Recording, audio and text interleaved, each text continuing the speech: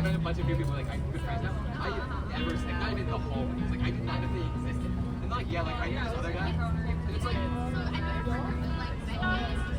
yeah. Yeah, this is different.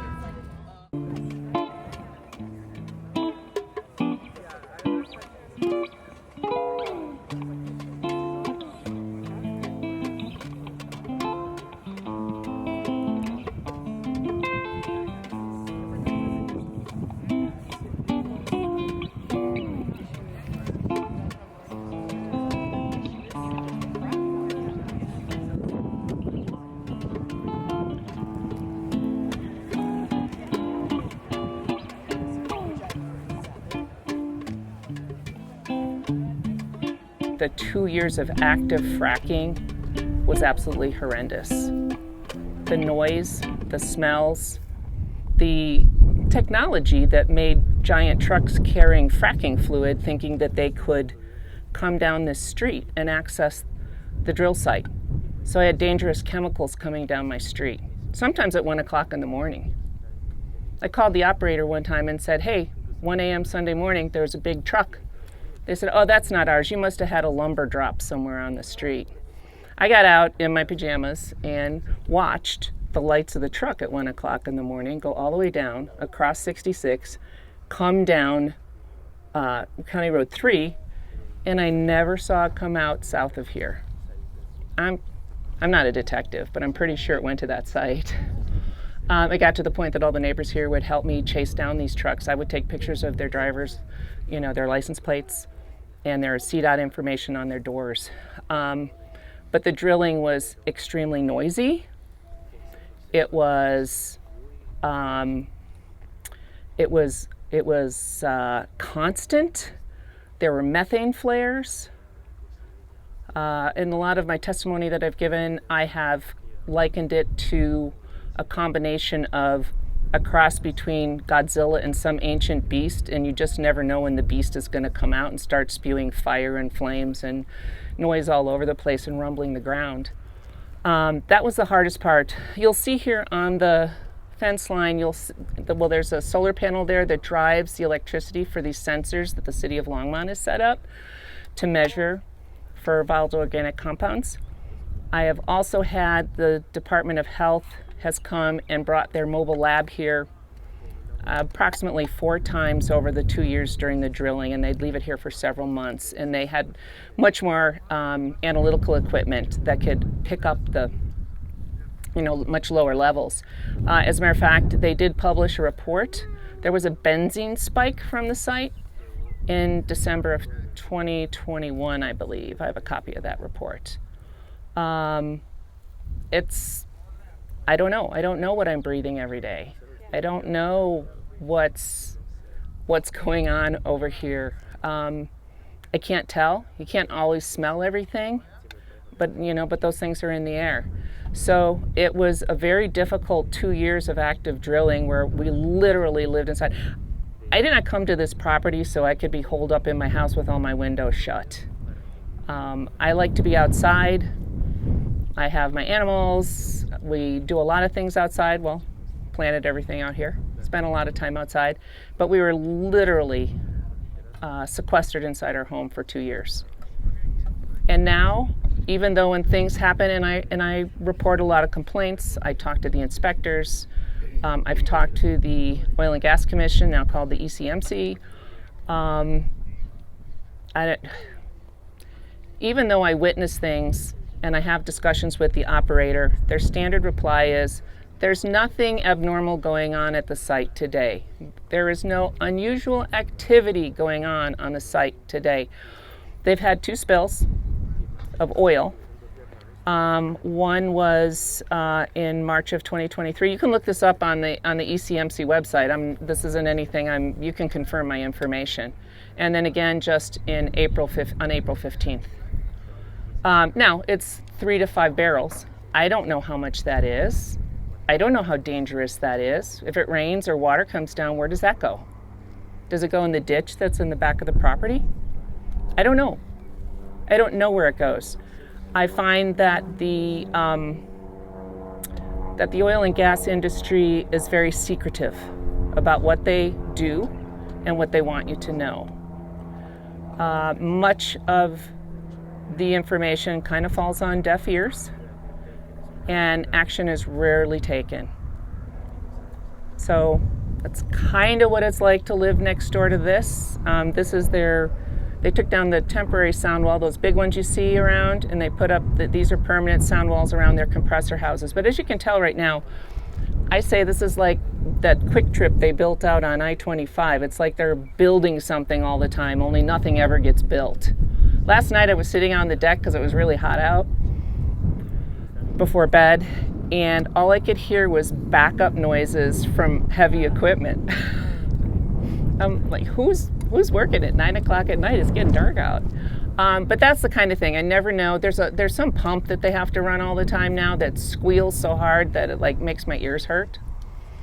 And a lot of the vibrations they have sent out during this process too has caused soil changes around my home and things within my home, structure of my home, which is not good either. So very disappointing, and shocking that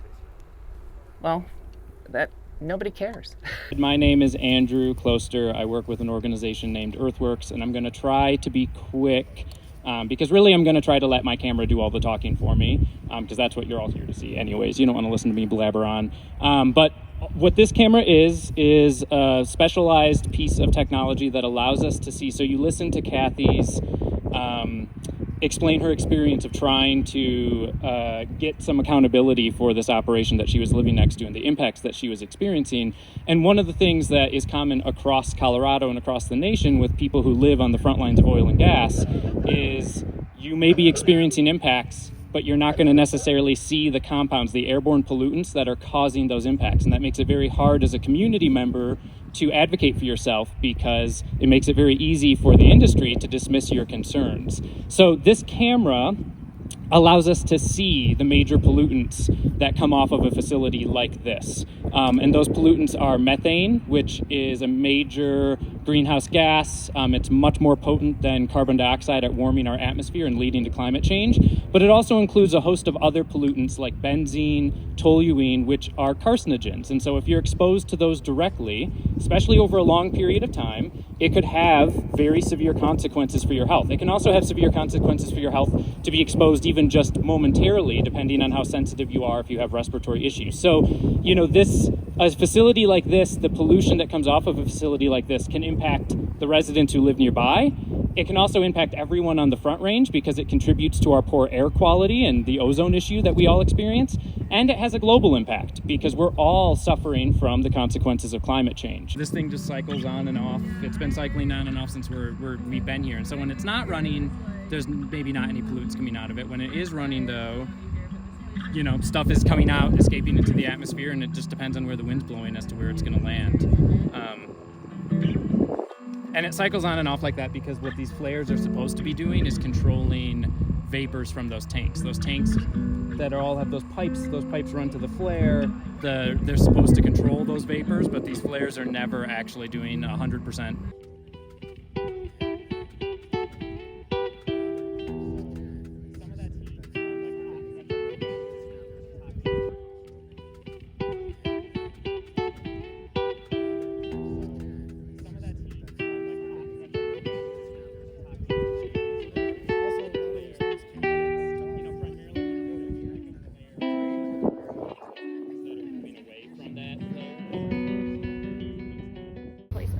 Okay, name a vegetable. I'm gonna start with you. Lettuce. Yes, they grow a ton of it. Eggplant. Yeah. Onion. Yes. Cucumbers. Yeah. Peppers. Yep, lots of peppers. Yep. Kale. Kale is massive here. It's like as large as my children out here. Yeah. Carrots. Yeah, lots of carrots. Broccoli. Yep. Kohlrabi. Yeah, I got some last summer.